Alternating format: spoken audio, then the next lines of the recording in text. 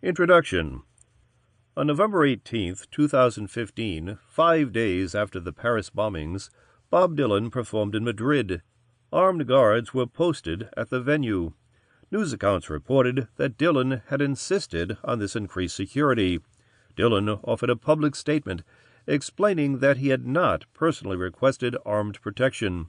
Also in November, Sony released several iterations of a treasure chest, the heretofore unreleased tapes of Dylan's 1965 to 1966 recording sessions, the 12th volume of the voluminous Bootleg series.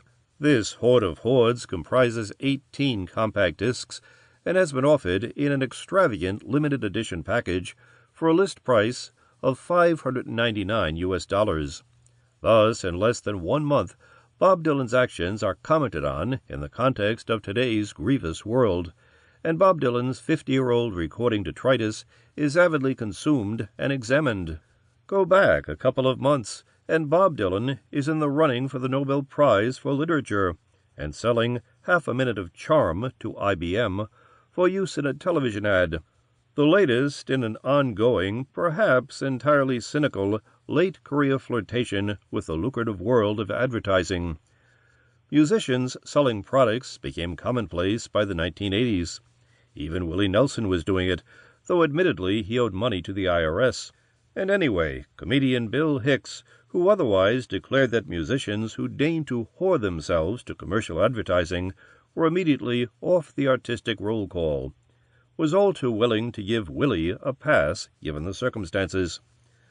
I used to care, Dylan sings in his sole-recorded Y2K output, a contribution to the soundtrack for Michael Douglas' film Wonder Boys 2000, which concerns an aging boomer staring down mortality.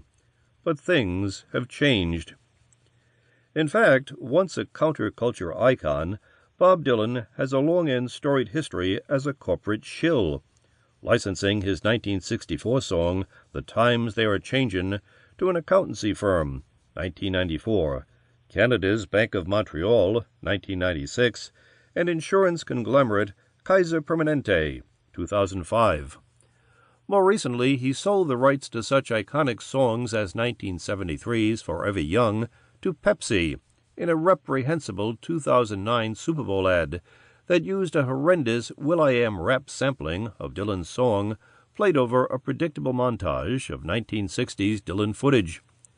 Dylan has also made appearances in commercials, including Cadillac in 2007, selling environmentally unfriendly, boomer-marketed Escalades, no less, and notoriously in a 2004 Victoria's Secret commercial that made use of Dylan's song of romantic defeat, Lovesick, from Time Out of Mind, 1997, made all the more interesting due to a comment Dylan made nearly 40 years earlier during a widely seen, lengthy 1965 television conference, filmed during the height of Dylan's countercultural relevance, where Dylan jokingly told one interviewer that someday he would like to sell women's underwear.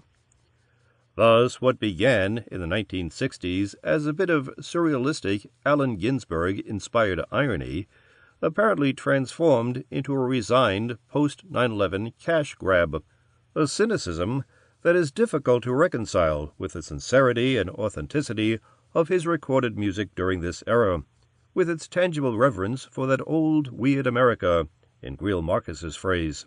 As ever with Dylan, it remains difficult to determine if this recent willingness to participate in corporate America, an institution which he once decried as an affront to the authenticity of the American tradition, is in fact a tongue-in-cheek critique of the times in which we live, that the boomers who once so tenaciously clung to his every word as a new gospel meant to free them from the chains of oppression were now willing participants in their own oppression, if not actively responsible for it.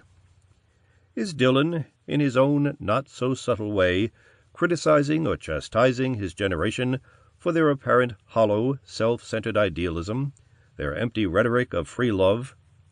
Is this the same irony and surrealistic jest that infused his mid-1960s persona? To keep listening to this audiobook for free, click the link in the description. It will take you to a free Audible trial where you can listen to this and many other books for free for 30 days.